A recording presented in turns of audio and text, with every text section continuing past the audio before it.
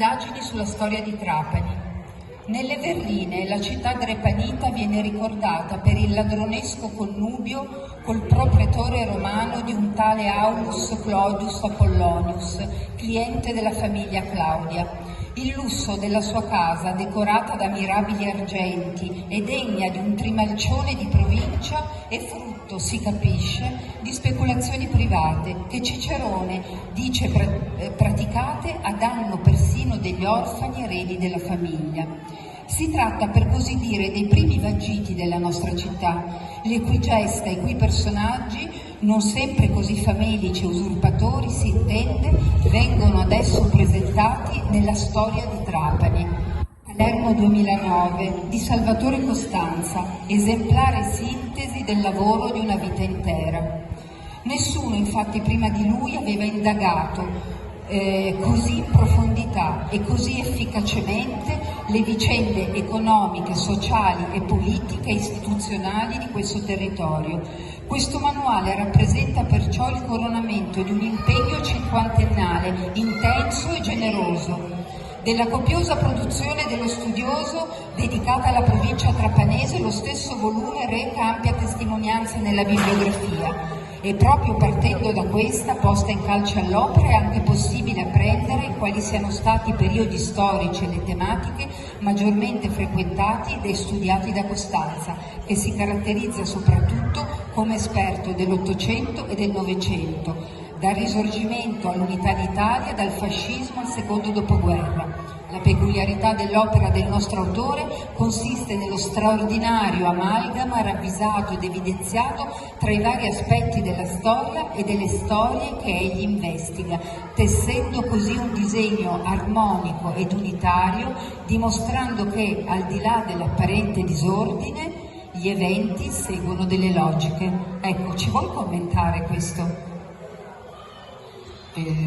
Personalmente Salvatore Costanza ha rappresentato per me veramente una miniera di spunti, di idee, è la fonte principale, potrei dire, veramente del mio lavoro. Sebbene il mio lavoro sia prevalentemente di tipo letterario, anche se negli ultimi anni mi sono pure avventurato in ricerche d'archivio, quindi proprio prettamente storiche. Però lui era un personaggio veramente eclettico, cioè nella sua scrittura c'era la storia, c'era anche la letteratura, c'era il metodo di lavoro, c'era una scrittura brillantissima, elegantissima, finissima, c'era una persona umile, una persona che ti faceva piacere avvicinare. Io per una quarantina d'anni e fino agli ultimi giorni, insomma, che poi ogni tanto frequentava, veniva anche nella sede della casa editrice Margana, ci siamo fatti anche delle foto insieme un pomeriggio, insomma, giocavamo, insomma, quasi come fosse il nostro nonno, ma un nonno che guardavamo con grande rispetto.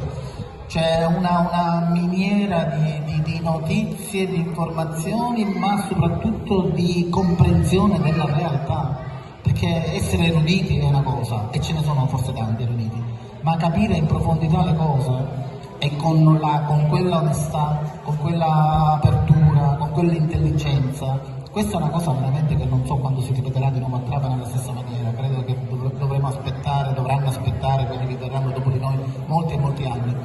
Ciò malgrado, proprio perché era una persona umile, una persona che non faceva tanto strepito, accadeva quello che accade solitamente dappertutto, e a Trapani forse in maniera particolare, veniva con una spallata, veniva messo da parte. In tante occasioni mi è capitato di sentirlo così sommessamente, privatamente, recriminare e dire: ma qua insomma, qua non mi chiamano, qua non mi invitano, qua non, come se non esistessi. Però quando bisognava, come dire, il contributo vero, profondo, serio, era sempre lui che veniva chiamato. C'è presentazioni, conferenze, incontri, migliaia, e tutte cose di altissimo livello. Ora io quando faccio le mie ricerche, che spaziano appunto dall'Ottocento in poi, qualcosa anche prima, vado sempre a consultare lui e trovo sempre un sacco di cose, e trovo sempre un sacco di insegnamenti utili, e anche perché lui ha avuto la capacità di vagliare un'infinità di personaggi. Lui ha scritto anche un dizionario dei personaggi trapanesi che è stato pubblicato sulla rivista Trapani, ha scritto anche un inventario della cultura, eccetera, nel dopoguerra, che io ho visto, letto e studiato anche a suo tempo.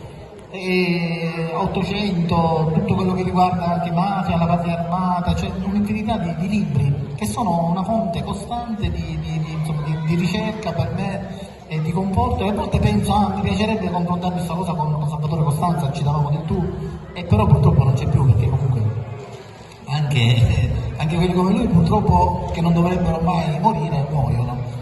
E quindi questa città dovrebbe fare qualcosa, ma più presto. Anche la sua biblioteca gli era stato promesso, mi ricordo qualche decennio fa, che sarebbe stata recuperata, eccetera. Adesso non so che fine farà, il figlio vive in un'altra città. Cioè ci sono delle cose che richiedono l'intervento della pubblica amministrazione, il senso di appartenenza e anche di appropriazione di ciò che vale. C'è una pubblica amministrazione che ha dei personaggi e delle cose di questo valore e dovrebbe appropriarsene felicemente e valorizzarle piuttosto che disperderle. E quindi Salvatore Costanzo è un patrimonio immenso per la nostra provincia, per la Sicilia.